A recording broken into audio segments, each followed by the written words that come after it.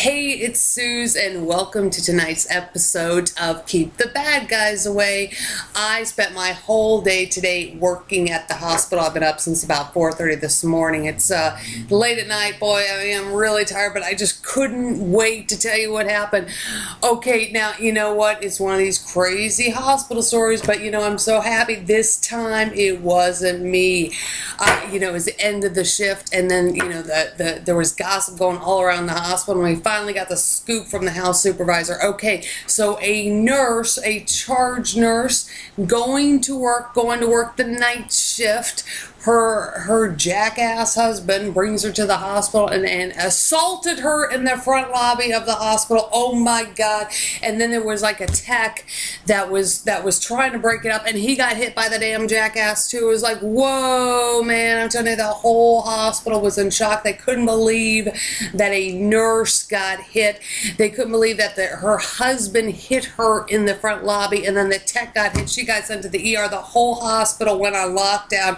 And everybody was just in shock. Now, of course, me, which stuff happens all the time, I'm like, oh, there's just another episode of another asshole. But one thing I wish that nurse would have had, I wish she would have had a can of pepper spray on her. If she would have had a can of pepper spray, she might have still got jolted around a little bit, but she could have just taken this whole damn thing. She could just nail that asshole right in his damn face. If she would have had a stun gun, see, I had my stun gun with me. But unfortunately, I wasn't down in the front lobby where she was getting attacked, because if I would have been there, I would just take my stun gun, I would have blasted that damn asshole for damn doing it to her. But I did not have my stun gun with me downstairs where she got assaulted. But boy, big news at the hospital. So what do you think about a nurse getting assaulted?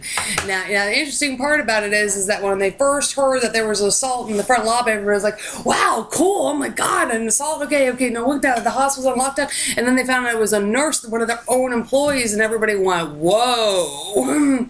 Now the interesting part is that it was big excitement when there was an assault in the front lobby, but when it was a nurse, everybody's like, oh, we didn't really want that to happen to our own employee. All of a sudden it became, oh my God, he's such a jerk. Now, usually in some of the times these cases, everybody just gets excited because there's a trauma coming in. They're like, wow, there's a trauma. Somebody got the crap kicked out of her. But this time, see, it was a hospital employee, and everybody was shocked.